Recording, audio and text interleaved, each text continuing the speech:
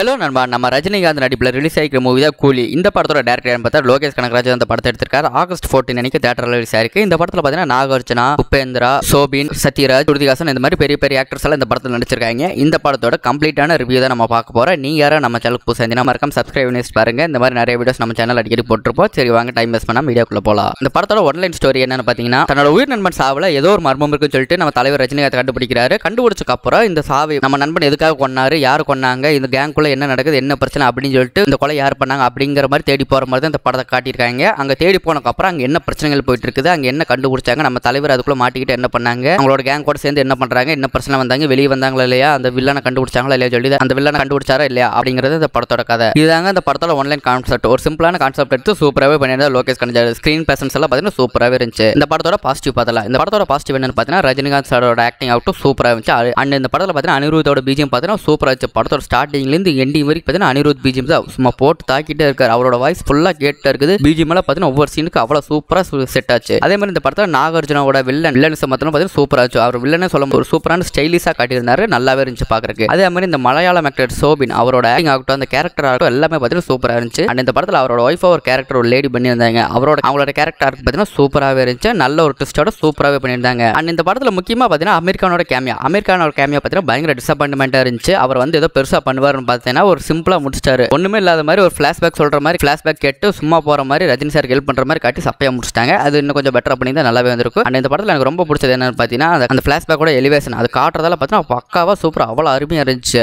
அந்த ஃபிளாஷ்பேக் அந்த 10 மினிட்ஸ் ஒரு இது வரும் அதெல்லாம் பார்த்தீங்கன்னா பக்காவாக சூப்பராகவே இருந்துச்சு. டெஃபினட்டாக ஒர்த்தாக இருக்குது அந்த சீன்ஸ் எல்லாம் நீங்கள் தேட்டரில் பார்க்கும்போது. அந்த பிஜிஎம்மோட பார்த்தீங்கன்னா பங்கமாக இருந்துச்சு. அவ்வளோ சூப்பராக இருந்துச்சு. அண்ட் இந்த படத்தோட நெகட்டிவ் இந்த படத்தில் எனக்கு பிடிக்காதது என்னன்னு பார்த்தீங்கன்னா லோகேஷ் கனகராஜ் மூவிஸ் எடுத்தீங்கன்னா பார்த்தீங்கன்னா யூஸ்வலாக கொஞ்சம் பயங்கரமாக போகும். பயங்கரமாக இதில் பார்த்தீங்கன்னா கொஞ்சம் ஸ்லோவாக ரொம்ப ஃபேமிலி சென்டிமெண்ட் ரொம்ப ஸ்லோவாக போகிற மாதிரி காட்டியிருந்தாங்க.